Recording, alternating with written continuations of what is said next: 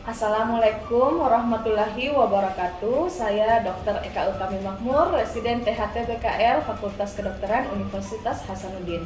Saya akan membahas tentang alat bantu dengar. Apa itu alat bantu dengar? Alat bantu pendengaran adalah perangkat elektronik kecil yang dipakai di dalam atau di belakang telinga. Alat bantu dengar memperbesar volume suara yang masuk ke telinga sehingga orang yang mengalami gangguan telinga dapat mendengarkan dan berkomunikasi dalam aktivitas sehari-hari. Bagaimana cara kerja alat bantu dengar?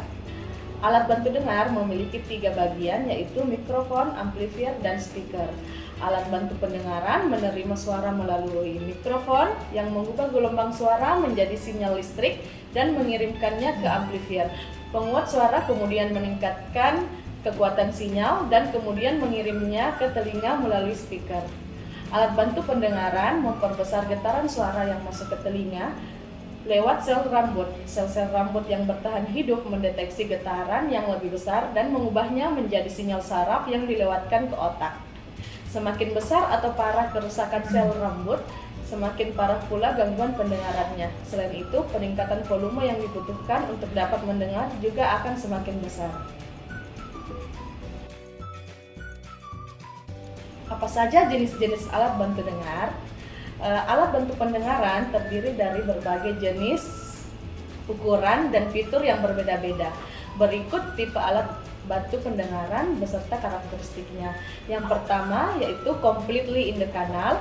Alat bantu pendengaran jenis ini dipasang benar-benar dalam saluran dan dibentuk agar pas di dalam liang telinga. Alat ini dapat meningkatkan gangguan pendengaran ringan hingga sedang pada orang dewasa. Yang kedua adalah in the canal, yaitu alat bantu yang dibuat khusus agar masuk ke bagian saluran telinga. Alat yang satu ini membantu meningkatkan gangguan pendengaran ringan sampai sedang pada orang dewasa. Yang ketiga yaitu in the ear. Alat bantu ini cocok untuk sebagian besar yang memiliki gangguan pendengaran ringan hingga berat. Alat ini biasanya diletakkan di area tepat di luar lubang telinga sehingga hanya terlihat dari depan. Yang keempat yaitu behind the ear. Alat bantu dengar ini diletakkan persis di belakang telinga bagian luar yang dihubungkan ke lubang suara khusus di saluran telinga. Alat ini merupakan jenis yang paling umum dan biasa digunakan untuk mengatasi berbagai gangguan ringan hingga parah. Yang kelima yaitu receiver in the ear.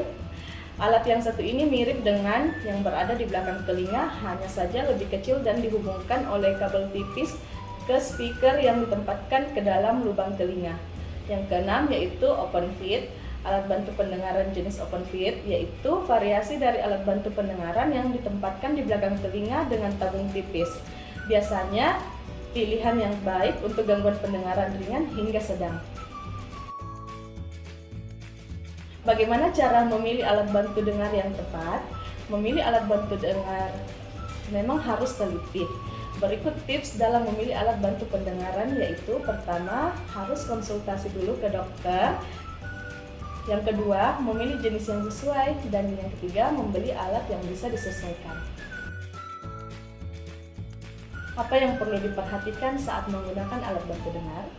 Yang pertama, jangan gunakan alat bantu dengar saat mandi dan mencuci muka. Yang kedua, hindari menggunakan alat bantu dengar di suhu yang terlalu panas ataupun dingin. Yang ketiga, rutin membersihkan alat bantu dengar setiap malam hari. Yang keempat, sediakan rangkaian pembersih alat bantu dengar. Apa efek samping pakai alat bantu dengar? Umumnya dampak pemakaian akan terasa ketika alat bantu dengar tidak terpasang dengan tepat. Selain itu bisa terjadi karena menggunakan jenis alat bantu dengar yang tidak sesuai dengan kebutuhan sehingga merasa tidak nyaman.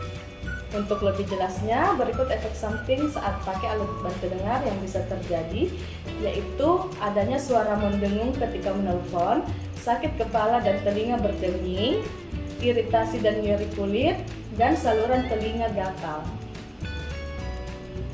Kondisi yang membuat seseorang membutuhkan alat bantu dengar yaitu pada sebagian orang yang merasa tidak sadar kalau memiliki gangguan pendengaran, Sebenarnya ada tanda-tanda yang akan muncul. Yang pertama, sering meminta orang lain mengulangi perkataannya. Yang kedua, sering menonton televisi atau menyetel musik dengan volume keras.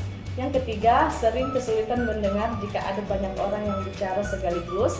Jika mengalami gejala tersebut, Anda perlu konsultasi ke dokter THT.